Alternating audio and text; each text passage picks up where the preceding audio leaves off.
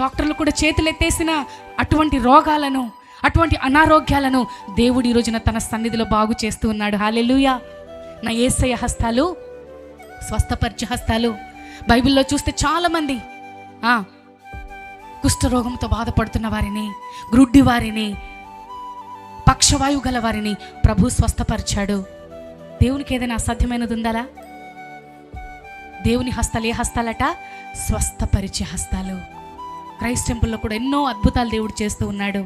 విశ్వాసముతో వచ్చి ప్రార్థనలు ఏకీభవించి మంచి మాటలు, దేవుని సత్యవాక్యమును విని దేవుని సేవకుని చేత ప్రార్థన చేయించుకొని వెళ్తున్నప్పుడు దేవుడు అద్భుతాలు చేస్తూ ఉన్నాడు. హల్లెలూయా.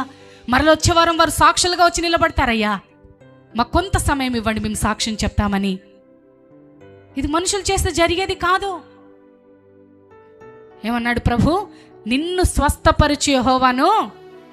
పలానా సాల్మన్ రాజు గారు అన్నాడా? పలానా నిస్సిపాల్ గారు అన్నాడా? ప్రభు లేదు, నేనే నిన్ను స్వస్థపరిచేది. హల్లెలూయా. ఆయన హస్తాలు స్వస్థపరిచే హస్తాలు. కాబట్టి ఈ రాత్రి కాల సమయంలో ఆయన హస్తాల నీడలోనికి నువ్వు నేను రావాలి. ఆయన హస్తము నిన్ను తాకాలి. నీ దేహంలో ఉన్న ఎటువంటి రోగమైనా సరే, అది దీర్ఘకాలిక రోగమైనా సరే, తాత్కాలిక రోగమైనా సరే, సమస్తమును స్వస్థపరచగలిగిన సమర్థుడు యేసయ్య. హల్లెలూయా. ఆయన హస్తాలు స్వస్థపరిచే హస్తాలు.